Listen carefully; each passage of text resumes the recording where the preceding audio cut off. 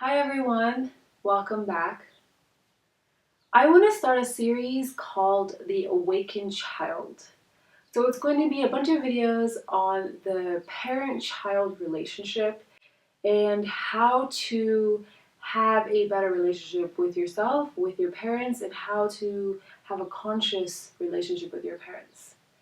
And this first video is going to be just a little bit of backstory about how I got to where I am today, because I really haven't really shared with you why I do what I do, why I feel so incredibly passionate about the work that I'm doing, why I believe that love is the answer, why I believe that embracing our wholeness, awakening our soul, and transforming our life will allow us to be the change we want to see in the world.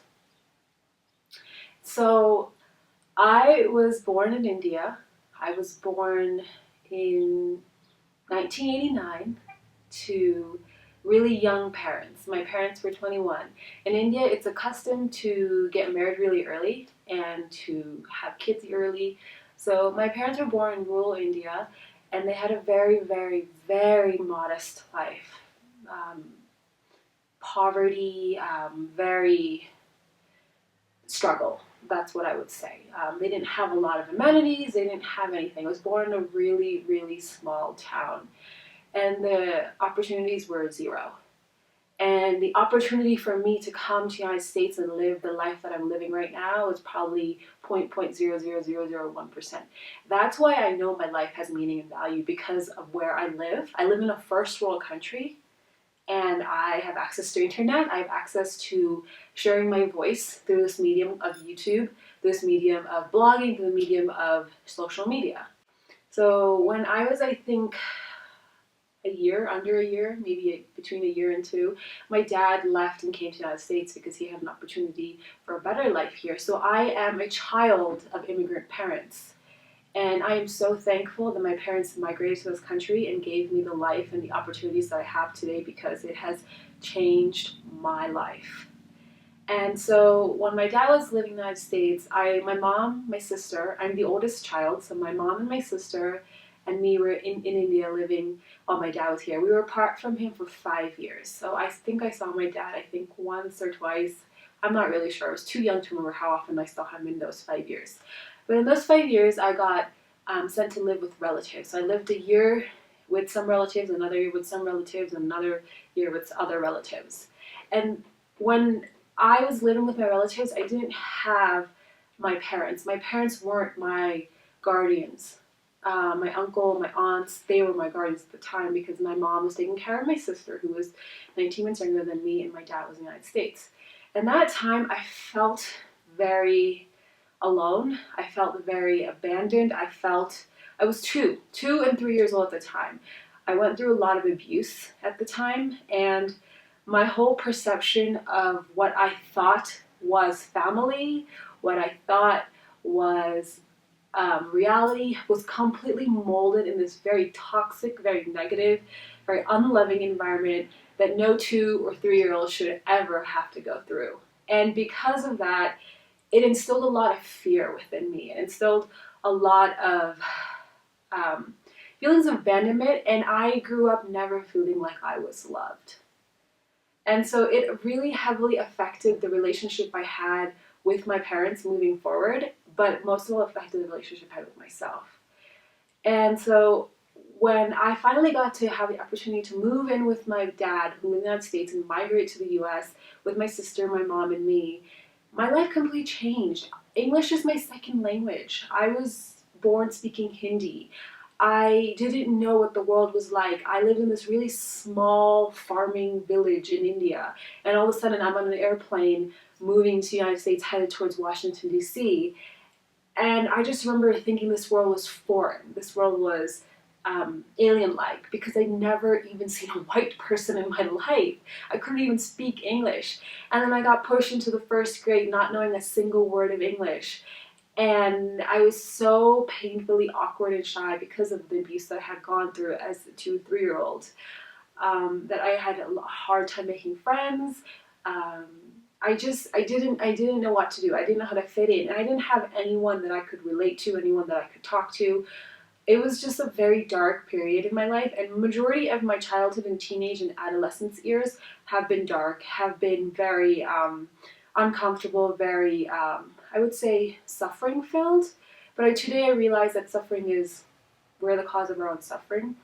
But it was not good, and it really heavily impacted the relationship I had with my parents. So when you're born into Eastern cultures, and this is going to specifically maybe cater to a few select few of you who will understand where I'm coming from. When you're born into Eastern culture, especially Southeast Asian, that's what I am. I'm 100% Indian, from India. There's such a high level of pressure. There is such a high level of expectation of who your parents think you should be. Who you want to be is totally unaccounted for. It's not even given thought. You're not even asked. The day you're born, you're told, my beta is going to be a doctor or a lawyer or an engineer or this prosperous businessman. You're not asked what you want to do with your life. You're not asked what are your likes, what are your dislikes. You're not asked anything. You're just told and you're just fed who to be, how to behave, how to act, how to think, how to show up, how to do everything. There is no level of, this is another soul, this is a spiritual being, this wise soul that is incarnated into a physical body, and it's here to have its own experience, and this soul has chosen me as the caretakers to guide it, to basically hold its hand and help build its true identity as a spiritual being, as a beautiful, loved child of God. There is no concept of that. There's this concept of ownership, property. I had this child, that means I own this child, that means this child must do what I want it to do. And if it doesn't, it's a bad child. I hate this child. I will disown this child. I will kill this child. It gets to that extreme too. And it's just so fucking absurd to me that we have this heavily detached kind of relationship with our authoritative parental figure. That's what the Indian culture is like. And I've rebelled. I've rebelled.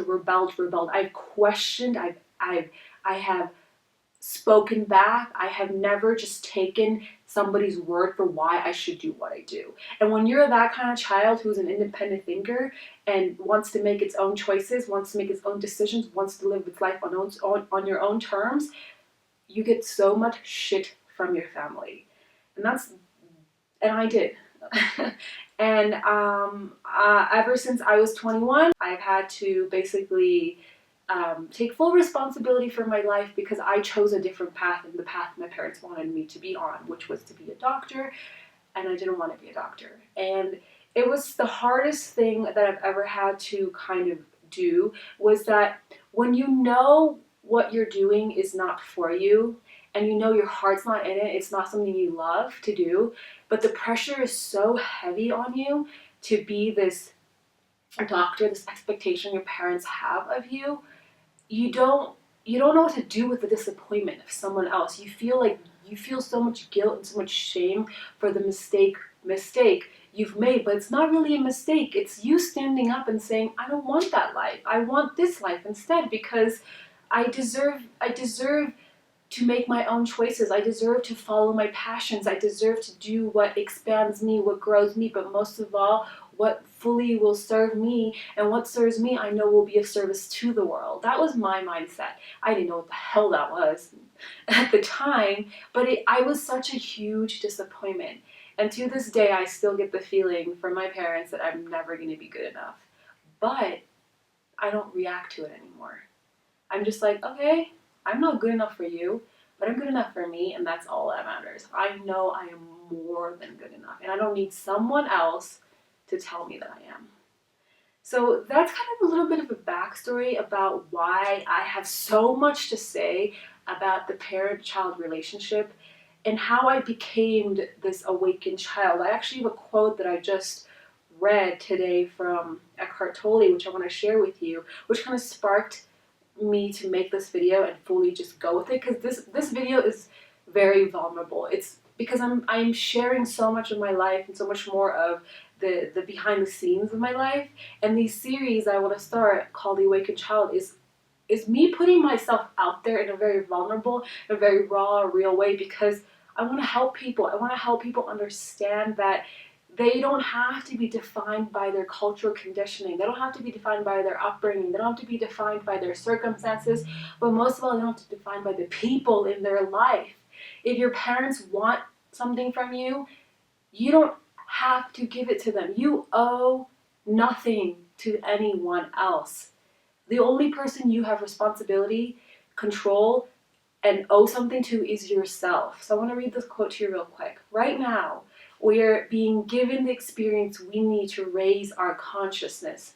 That's by Eckhart Tolle. So the stuff I went through in my life was what I needed to raise my level of consciousness to the point that I am today. When you are someone who's a lot of confusion in you, and you're constantly questioning things, and you constantly have a lot of questions about why this, why that, why that, go take that as a sign that you have an acute awareness and an acute level of consciousness that's not at all at the same level as the people around you. That's why we are called the black sheep. That's why we're called different. That's why we're called weird. It's because our consciousness level isn't matching up to the consciousness level of people around us, because we're thinking differently. We're on a different vibration, different wavelength, different frequency. That's a really good thing. That means you are awakened. Follow that. Nurture that. Say, what is it trying to show me? It's showing you the deeper purpose of life, the deeper meaning of life, the deeper connectedness of the relationships you have. The relationships you have in your life, especially the relationship with your parent, is basically a call to expansion. If I didn't have the amount of pressure I did for my parents and constantly feel like I wasn't good enough, worthy enough, capable enough, called a piece of shit, I wouldn't have expanded to the level of consciousness that I am now. But I have a lot more gratitude now versus when I was going through that experience. Now, whatever they say doesn't affect me. I'm just like, cool, that's your opinion, that's your reality, but it's not mine, because I know my truth. I know I am deeply loved.